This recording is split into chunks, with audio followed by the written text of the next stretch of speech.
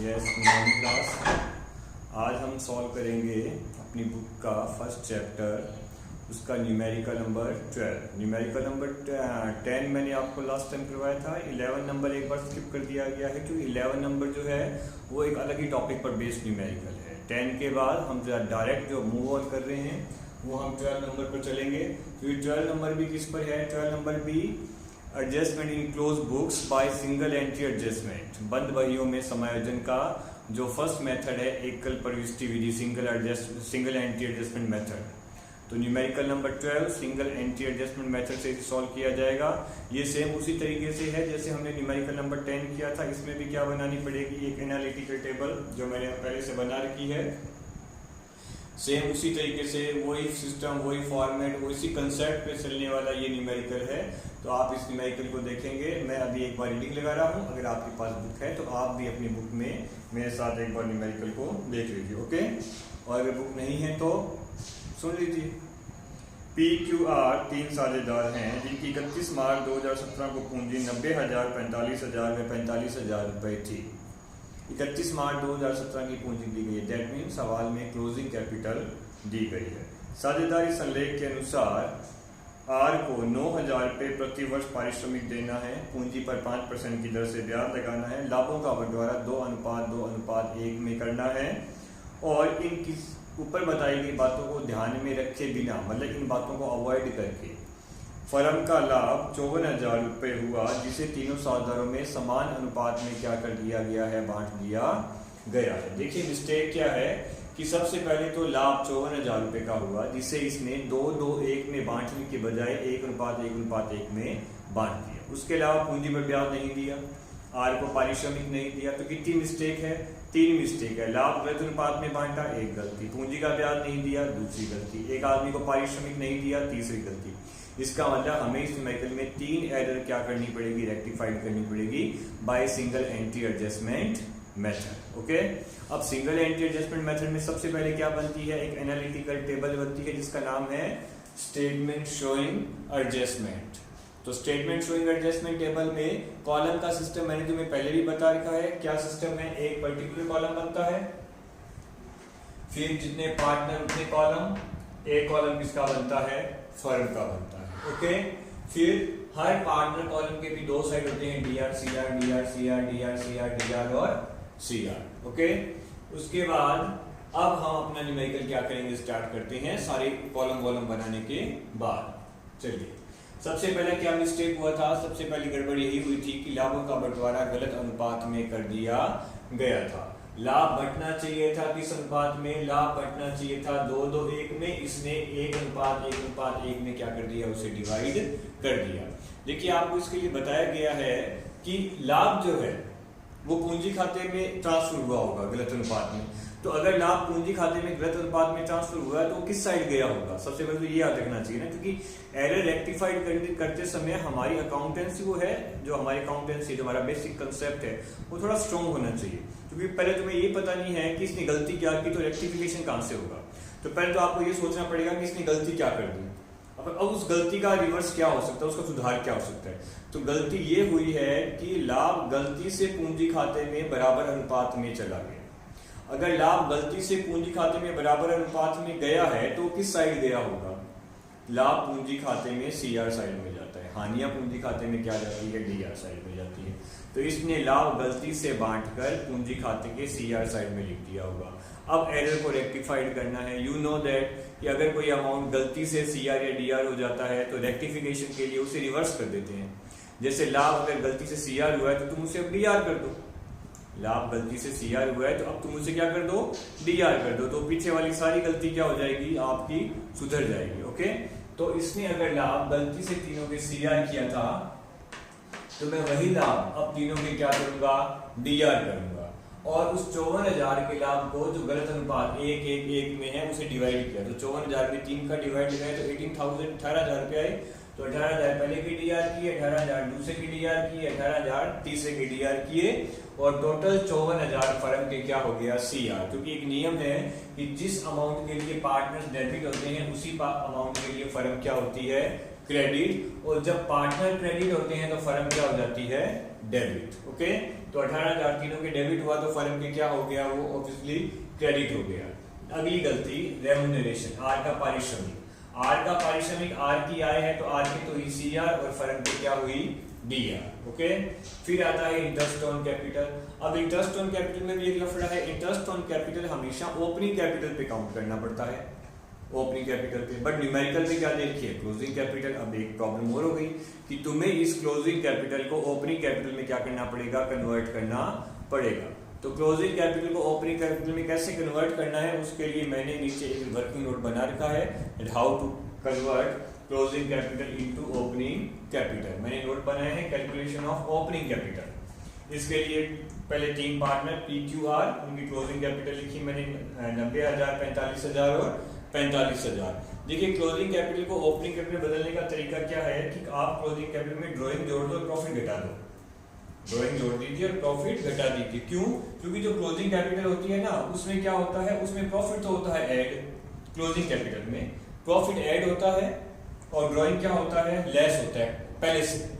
तो अगर इस क्लोजिंग को ओपनिंग में बदलना है तो तुम्हें उल्टा करना पड़ेगा, जो ड्राइंग इसमें माइनस है उसे तो मैंने किया है प्लस, और जो प्रॉफिट इसके अंदर प्लस है उसे मैंने क्या किया है, माइनस। तो आप क्लोजिंग कैपिटल में ड्राइंग तो ऐड कर देंगे और प्रॉफिट क्या कर देंगे, लेस कर देंगे। हमारे सवाल में ड्राइंग तो नहीं है, कोई बात नहीं, पर प्रॉफिट तो है। कौन सा प्रॉफिट, वही प्रॉफिट 18,000 रुपए का जो इसने ऑलरेडी इन तीनों के खातों में क्या कर रखा था, क्रेडिट कर रखा था। तो मैंने इन तीनों की पूंजी में से वो 18,000 का जो प्रॉफिट है, जो गलती से सीआर हुआ है, उसे मैंने क्या कर दिया, माइनस कर दिया। तो ये जो बैलेंस आए हैं ये क्या बन गई, इसकी ओपनिंग कैपिटल बन गई। इसी ओपनिंग कैपिटल पर हमें 5% क्या लगाना है, तीनों का इंटरेस्ट लगाना है। ओपनिंग कैपिटल पे तीनों के 5% क्या की जाए, ब्याज की गणना की जाए। ओके, तो 72,000 का 5%, 27,000 का 5% और 27,000 का 5%। अब देखिए 72,000 का 5% कितने आ रहे हैं, 3600 रुपए, ठीक है। फिर 27,000 का 5% कितना आएगा, ऊपर 1350, और फिर से 27,000 का 5% कितना आया, 1350, और इन तीनों का योग फर्म के क्या हो गया, डीआर हो गया, कितने रुपए से, 6300 से। ओके, चलिए अब दोबारा ऊपर चलते हैं न्यूमेरिकल की ओर। अब इतना काम करने के बाद क्या, लाभ डेबिट कर दिया, रेम्यूनरेशन क्रेडिट कर दिया, इंटरेस्ट ऑन कैपिटल क्या कर दिया, क्रेडिट कर दिया। अब हमें फर्म के कॉलम का क्या निकालना है, बैलेंस निकालना है। सारा काम करने के बाद आप फर्म के कॉलम का क्या कैलकुलेट करें, बैलेंस कैलकुलेट करें। कैसे, फर्म के सीआर में एक ही अमाउंट है 54,000 की, लिख दी। डीआर में 2 अमाउंट थे, 9,000 का और 6300 का, तो 9 और 6300 कितने हो गए, 15,300। तो 54,000 में से मैंने 15,300 माइनस की, तो मेरा बैलेंस आया 38,700 रुपए। ये सीआर का योग ज्यादा था, क्रेडिट का योग 54 है तो सीआर का योग ज्यादा है, तो बैलेंसिंग फिगर 38,700 क्या कहलाएगा, प्रॉफिट कहलाएगा, लाभ कहलाएगा। तो हमने क्या किया, 54,000 में से 15,300 माइनस करके 38,700 का बैलेंस निकाला। इसे क्या किया, लाभ मानते हुए लिख दिया डेबिट साइड में, और दोनों साइड का योग 54,000 के बराबर करके फर्म के कॉलम को तो क्या कर दिया, क्लोज कर दिया। ओके, अब 38,700 का जो लाभ है ये फर्म का लाभ है, और फर्म का लाभ किसको मिलता है, पार्टनर्स को मिलता है। हानि भी किसको मिलती है, पार्टनर्स को मिलती है। अब इस 38,700 के लाभ को हम तीनों साझेदारों के वास्तविक अनुपात 2:2:1 में क्या करेंगे, बांटेंगे, और बांटकर तीनों के खातों में क्या किया जाएगा, इसे क्रेडिट किया जाएगा। क्योंकि लाभ है ना, लाभ पार्टनर्स के खातों में क्या होता है, सीआर होता है। तो मैंने क्या किया, 38,700 का 2/5, 38,700 का 2/5, 38,700 का 1/5।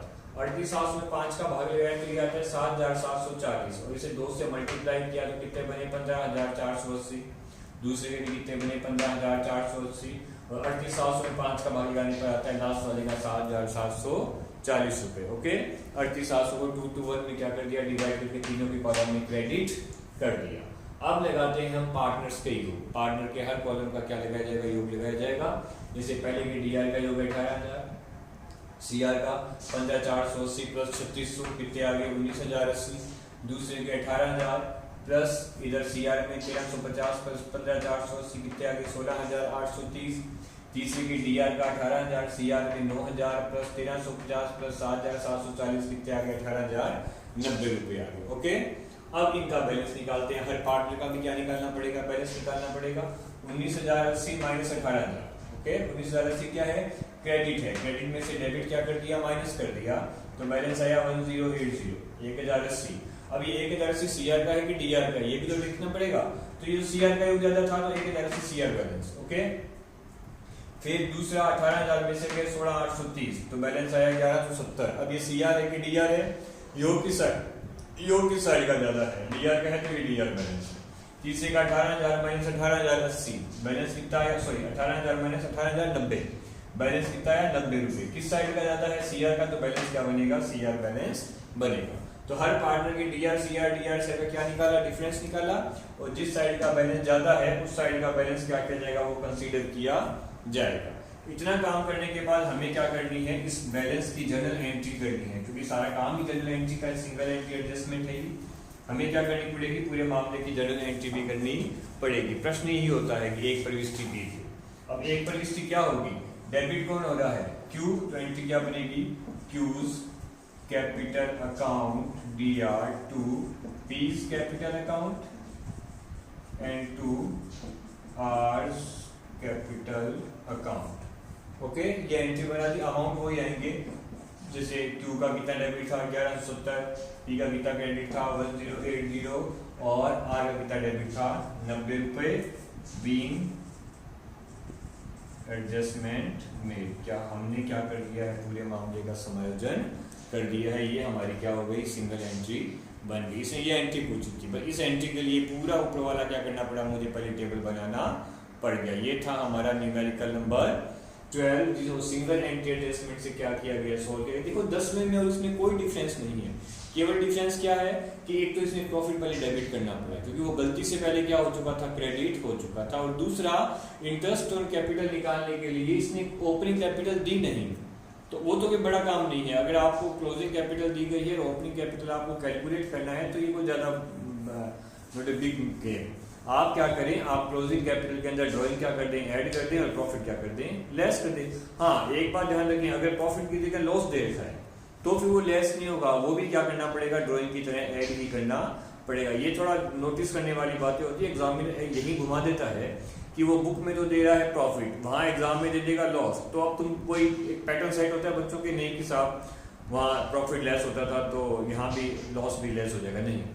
अगर लॉस है तो वो लॉस और ड्राइंग दोनों ही ऐड होंगे, और अगर प्रॉफिट है तो प्रॉफिट होता है लेस, और क्लोजिंग कैपिटल में ड्राइंग क्या होती है, ऐड, तो क्या आ जाती है, तुम्हारी ओपनिंग कैपिटल आ जाती है। ये कैलकुलेशन 11th क्लास के 6th चैप्टर में एक तो न्यूमेरिकल में आया था कि how to calculate opening capital from your closing capital, और ये था तुम्हारा न्यूमेरिकल नंबर 12। ठीक है, अब जब ये टॉपिक हमने लर्न किया था एडजस्टमेंट इन क्लोज बुक्स, तो मैंने तुम्हें बताया था कि adjustment in close books rectification of error है।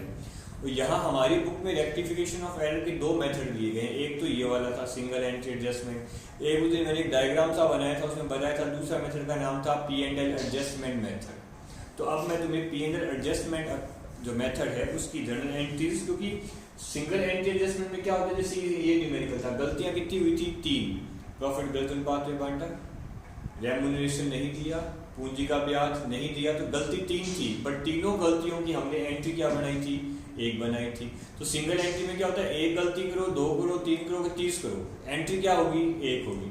बट P&L एडजस्टमेंट मेथड में क्या होता है, जितनी आप गलतियां करेंगे, हर गलती के सुधार के लिए आपको एक अलग अलग क्या करनी पड़ेगी, एंट्री करनी पड़ेगी। यही फर्क है दोनों में, कि यहाँ सभी गलतियों के सुधार की एक एंट्री है, वहाँ हर गलती के सुधार की एक अलग अलग सेपरेट एंट्री क्या करनी पड़ेगी, आपको बनानी पड़ेगी। तो हम यही देखेंगे कि how to make separate entry in case of P&L adjustment method of adjustment in close books, कि बंद बहियों में समायोजन के लिए P&L एडजस्टमेंट मेथड कैसे सॉल्व किया जाता है, P&L एडजस्टमेंट मेथड से न्यूमेरिकल कैसे सॉल्व किया जाएगा। चलिए अभी देख लेते हैं, कोई मुश्किल काम नहीं है ये, जनरल एंट्री का थोड़ा सा भी नॉलेज है तो इजी रहेगा आपके लिए। Okay, adjustment in close books. Okay, ये एडजस्टमेंट इन क्लोज बुक्स मैंने लिख दिया है ऊपर, एडजस्टमेंट इन क्लोज बुक्स तो आपके टॉपिक का नाम था, और इस टॉपिक के अंदर आपका मेथड कौन सा है, P&L एडजस्टमेंट मेथड आपका क्या है, टॉपिक है। P&L एडजस्टमेंट मेथड से आपको क्या करना है, टॉपिक को समझना है, एरर को रेक्टिफाइड करना है। देखो इस मेथड में फर्म एक स्पेशल अकाउंट बनाती है, P and L adjustment account. P and L adjustment account के नाम से क्या बनेगा, एक विशेष खाता बनेगा और उस खाते के माध्यम से अशुद्धियों का क्या किया जाएगा, सुधार किया जाएगा। हर एक अशुद्धि इसी खाते के माध्यम से सुधरेगी, चाहे वो डीआर को हो चाहे वो सीआर हो। ओके, तो बेसिकली एरर आती किस टाइप की है, जैसे हमने न्यूमेरिकल की है एरर की, क्या एरर आ रही है, किसी में तो आता है कि इंटरेस्ट ऑन कैपिटल नहीं दिया, किसी में आता है इंटरेस्ट ऑन ड्राइंग नहीं लिया, किसी में आता है सैलरी नहीं दी, किसी में आता है कमीशन नहीं दिया, किसी में आता है रेम्यूनरेशन नहीं दिया। दैट मीन एक ही टाइप के मामले हैं, किसी को दिया नहीं, किसी को कुछ लिया नहीं, किसी को कुछ दिया नहीं, किसी को कुछ लिया नहीं, यही मामला है। तो इन मामलों को अगर P and L adjustment method के थ्रू क्या किया जाए, रेक्टिफाइड किया जाए, तो एंट्रीज क्या बनेगी, आपको एंट्रीज ही सीखनी है बेसिकली इस मेथड में। तो अब एंट्री मूल एंट्रियां जो है वो दो ही है, पूरे टॉपिक की बेसिक एंट्री क्या है, दो ही है। पर वो दो एंट्रियां न्यूमेरिकल में आपको कितनी बार करनी पड़ेंगी ये तो कोई नहीं बता सकता, क्योंकि एंट्री दो है मगर ये एंट्री न्यूमेरिकल में उतनी बार होगी जितने टाइप की न्यूमेरिकल में मिस्टेक या एरर आई है। अगर न्यूमेरिकल में एक गलती है तो आप एक एंट्री करते हैं, अगर न्यूमेरिकल में दो गलती है तो आप दो एंट्री करते हैं, न्यूमेरिकल में तीन गलती है तो आप तीन एंट्री करते हैं। एंट्री दो है मगर यही दो एंट्रियां न्यूमेरिकल में 1 2 3 4 5 6 कितनी बार भी करनी पड़ सकती है, ये डिपेंड करता है आपके सवाल की लैंग्वेज पर, कि सवाल में टाइप ऑफ एरर कितनी दी गई है। एरर की टाइप के बेस पर मैं क्या करूंगा, एंट्री को बार बार रिपीट करता रहूंगा। ओके, देखिए फर्स्ट एंट्री जो है वो interest on capital, salary, commission, bonus और रेम्यूनरेशन के लिए, ठीक है। मतलब अगर आपने पार्टनर्स को इंटरेस्ट ऑन कैपिटल नहीं दिया, सैलरी नहीं दी, कमीशन नहीं दिया, बोनस नहीं दिया, रेम्यूनरेशन नहीं दिया, अगर फर्म ने वर्ष समाप्ति के बाद ये पता लगता है, फर्म को at the year and, after year and पता लगता है कि हमने पार्टनर्स को इंटरेस्ट ऑन कैपिटल नहीं दिया, हमने सैलरी नहीं दी, हमने बोनस नहीं दिया, हमने कमीशन नहीं दिया, अब क्या करें, अब कैसे एरर रेक्टिफाइड करें, by P and L adjustment method. तो अगर आपके सवाल में ये इतनी गलतियां आती हैं, मतलब इतनी मिस्टेक्स आ जाती हैं, इतनी एरर आ रही है, तो इन सभी एरर्स के लिए एक ही कॉमन एंट्री है, मगर वो कॉमन एंट्री आपको करनी कितनी बार पड़ेगी, 1 2 3 4 5, क्योंकि 5 मिस्टेक है ना। एंट्री एक है मगर मिस्टेक कितनी है, 5 है, तो इन 5 मिस्टेक के लिए सेम एंट्री तुम्हें 5 बार करनी पड़ेगी। बस यही एक प्रॉब्लम है, इसमें काम थोड़ा बढ़ जाता है कि एक एंट्री बार बार करो, वही एंट्री इंटरेस्ट ऑन कैपिटल की, वही सैलरी के लिए, वही कमीशन के लिए, वही बोनस के लिए, वही रेम्यूनरेशन के लिए। क्यों? क्योंकि हर एरर एक इंडिपेंडेंट एरर है, हर एरर एक अलग एरर है, तो उसको रेक्टिफाइड करने की एंट्री भी अलग अलग ही करनी पड़ेगी। मतलब एंट्री एक और करनी पड़ेगी तुम्हें बार बार, जितनी इनमें से एरर आएंगी उतनी बार ही आपको एंट्री रिपीट करनी पड़ेगी। एंट्री क्या है, एंट्री है P and L adjustment account DR to partners capital account, P and adjustment account DR to partner capital account, okay, being adjustment में हमने समायोजन कर दिया। ओके, तो पी एंड एडजस्टमेंट क्यों लिया हुआ, पी एंड एडजस्टमेंट फर्म का खाता है और ऊपर वाली सब मदें फर्म के खर्चे हैं, तो खर्चों के लिए पी एंड एल क्या होता है, डीआर होता है। तो मैंने पी एंड एल को डीआर किया क्योंकि ऊपर वाली सभी मदें फर्म का क्या थी, खर्चा थी, तो पी एंड एल तो हो गया डीआर। 2 में पार्टनर क्यों आया, क्योंकि ये सब मदें किससे संबंधित है, पार्टनर से संबंधित है। पार्टनर को सैलरी नहीं दी, पार्टनर को कमीशन नहीं दिया, पार्टनर को बोनस नहीं दिया, तो हम ये मदें पी एंड एल की तो करेंगे डीआर और सीधा ही उस पार्टनर के खाते में सीआर कर देंगे जिसे हमें वेतन कमीशन बोनस देना था। जैसे राम को वेतन नहीं दिया तो एंट्री बनेगी P and adjustment account DR to Ram's capital account. Shyam को बोनस नहीं दिया तो P and adjustment account DR to Shyam's capital account. Mohan को कमीशन नहीं दिया तो एंट्री क्या बनेगी, P and adjustment account DR to Mohan's capital account. मतलब पी एंड एडजस्टमेंट तो हो जाएगा डेबिट और वो पार्टनर क्रेडिट हो जाएगा जिसके खाते में हमें वो अमाउंट क्या करना था, ट्रांसफर करना था। इनके नाम से एंट्री नहीं बनेगी, ध्यान रखना। एंट्री के अंदर कहीं सैलरी, कमीशन, बोनस का नाम नहीं आएगा। अगर नाम आएगा तो नरेशन में आप लिख सकते हैं that interest on capital transfer, salary transfer, bonus transfer, commission transfer, remuneration transfer, आप नरेशन में लिखें, एंट्री के अंदर नहीं। एंट्री तो सीधी बन रही है, एडजस्टमेंट हो रहा है डेबिट, क्योंकि ये सब फर्म के खर्चे हैं और ये फर्म के डेबिट होके और उस पार्टनर के खाते में क्रेडिट हो जाएगा जिससे हमें ये अमाउंट क्या करना था, ट्रांसफर करना था, या जिस आदमी को हमें ये अमाउंट देना था उसके अकाउंट में डायरेक्ट ही क्या कर देते हैं, बैलेंस को क्रेडिट कर देते हैं। ओके, दूसरी एंट्री है इंटरेस्ट ऑन ड्रॉइंग के लिए। ये एंट्री रिवर्स बनेगी इंटरेस्ट ऑन ड्रॉइंग की, ये सेम एंट्री रिवर्स हो जाएगी। क्यों रिवर्स हो जाएगी? क्योंकि ऊपर वाली एंट्री में मैंने क्या देखा कि ये संबंध है, फर्म का खर्चा है तो फर्म की तो डीआर, मतलब पी&एल में डीआर फर्म के, और पार्टनर के सीआर, भी पार्टनर की तो इनकम है। इंटरेस्ट ऑन ड्रॉइंग में उल्टा होता है, इंटरेस्ट ऑन ड्रॉइंग पार्टनर का तो होता है खर्चा और फर्म की होती है आय। तो पार्टनर का खर्चा तो पार्टनर की तो करो डीआर, तो partner capital account DR to P and L adjustment account, ये क्या बन जाएगी, एंट्री बन जाएगी। क्यों पार्टनर डेबिट क्यों हुआ? कि पार्टनर का खर्चा है तो पार्टनर तो हुआ डेबिट, और फर्म की इनकम है तो पी&एल अकाउंट क्या कर दिया गया है, क्रेडिट कर दिया गया है। तो ये दो एंट्री आपको करनी है। अब ये दो एंट्री दो बार भी हो सकती है, जैसे सवाल में आया इंटरेस्ट ऑन कैपिटल नहीं लिया तो ये एंट्री कर दी, फिर इंटरेस्ट ऑन ड्रॉइंग भी नहीं लिया गया है तो ये एंट्री कर दी। सवाल में आ गया इंटरेस्ट ऑन कैपिटल और सैलरी, दो एरर है तो ये सेम एंट्री दो बार करनी पड़ेगी। सवाल में आएगा इंटरेस्ट ऑन कैपिटल भी नहीं दिया, सैलरी भी नहीं दी, कमीशन भी नहीं दिया, तो सेम एंट्री तीन बार करनी पड़ेगी। जितनी बार आप गलती करेंगे उतनी ही बार ये एंट्रियां आपको न्यूमेरिकल में एंट्रीज आपको न्यूमेरिकल में बार बार क्या करनी पड़ेगी, रिपीट करनी पड़ेगी। मैटर ये नहीं है कि एंट्री दो है, मैटर ये है कि एरर कितनी हुई है। जितनी बार आप एरर करेंगे उतनी ही बार ये ऊपर वाली एंट्री आपको रिपीट करनी पड़ेगी। नीचे वाली एंट्री का तो केस ही एक है, ओनली इंटरेस्ट ऑन ड्रॉइंग, तो ये एंट्री तो एक ही बार होगी, only for interest on drawing, है ना, इसके रिपीट होने का चांस नहीं है। पर ऊपर वाली एंट्री में रिपीटेशन का चांस ज्यादा है क्योंकि उसमें केस भी ज्यादा है, उसमें इंटरेस्ट ऑन कैपिटल भी आ जाता है, सैलरी भी आ जाती है, बोनस भी आ जाता है, कमीशन भी आ जाता है।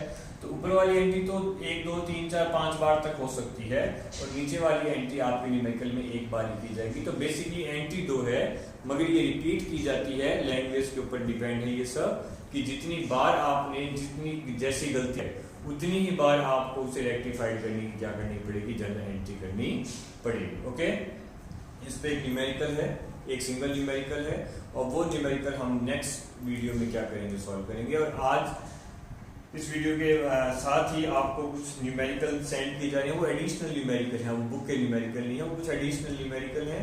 तो वो आप एडिशनल न्यूमेरिकल सॉल्व करेंगे और आप मेरे पर्सनल नंबर पर मुझे सेंड कर देना, मैं आपको उनकी जो भी पर्टिकुलर जिस बच्चे की जो भी एरर होगी वो उसके नंबर पे आपको सेंड कर दी जाएगी सॉल्व करके, और आपके नंबर पे आपको आपका आंसर मिल जाएगा। Okay class, thank you.